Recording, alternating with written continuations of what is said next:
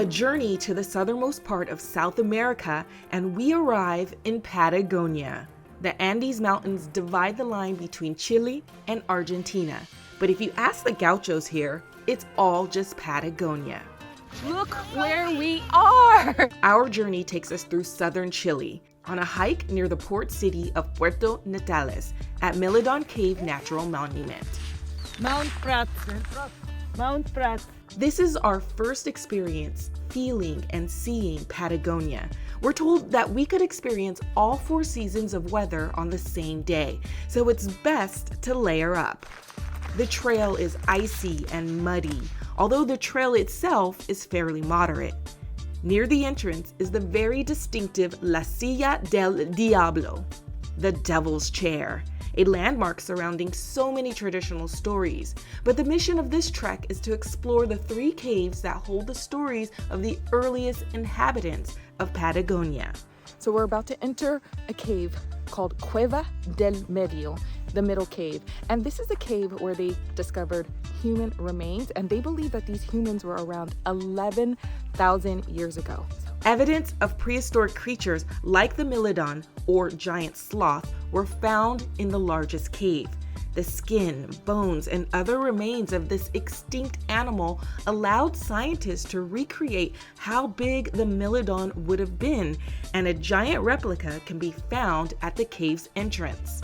Patagonia is a destination for the more intrepid traveler. Even adventures like this rock climb are bigger, harder, and more extreme. The fords, glaciers, and waterways, the large forest and grasslands makes this one of the most important habitats in the world, so conservation is a top focus for many.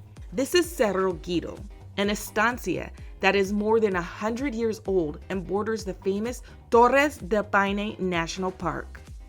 On a visit, you can tour the old farmhouses to learn about the gaucho history and the culture of their daily lives in Patagonia. The gauchos are ranchers looking after their livestock, and historically there has been one main predator, the puma, that has disrupted the harmony of the ecosystem. This human-wildlife conflict caused a decline in the puma population. Pumas are now protected, and Cerro Guiro's mission is to create ways that both wildlife and domestic livestock can coexist. This conservation project has integrated tourism activities to bring awareness to this issue, and visitors can take a safari around the more than 100,000 hectare property, which is part farm, but mostly untouched grassland. And the best part of this place is that all the wildlife that can be found in Patagonia can be found right here in this estancia. We were spoiled for riches with spotting foxes, guanacos, and condors.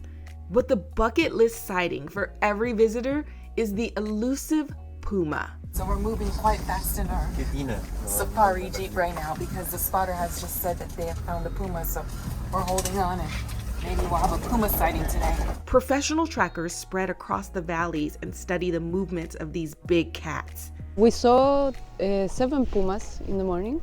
Conservation Director Pia Vergara confirms that we know the plan, which is to quietly approach the spot where the pumas were spotted. And there were 4, a family, a mom and 3 cubs, with 2 of the cubs just about 50 yards away, looking right at us as we were of them.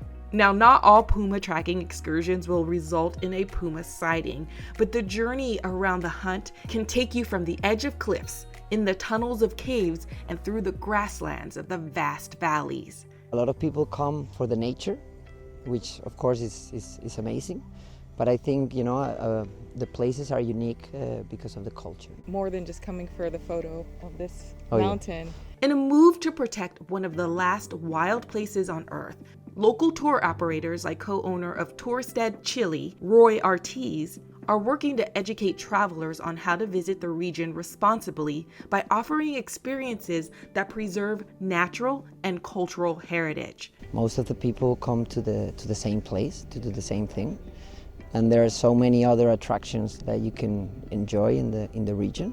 The plan is to diversify where travelers go in order to prevent over-tourism, because the truth is, the adventure we seek when we visit Patagonia can be discovered beyond the national park.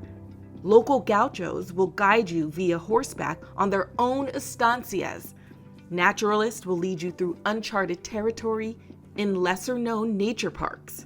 Each excursion deepens the connection you have because of the people you meet, the meals you share, the stories you exchange, and the dances you join. For so many, they call this the end of the world. But once you visit, it's all too clear that Patagonia is where everything begins.